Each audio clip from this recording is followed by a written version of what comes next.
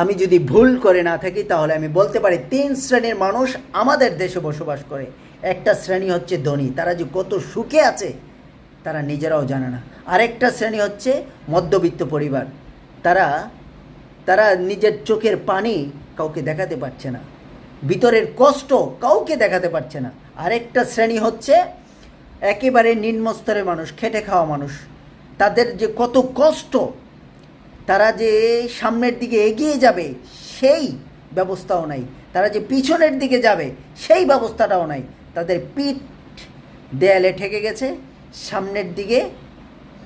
সামনের দিকে এমন একটি রাস্তা, সেই রাস্তাতে পা ফেলতে গেলেই অর্থের প্রয়োজন। আমাদের দেশের অর্থ শ্রমিকদেরকে দেওয়া হয় না।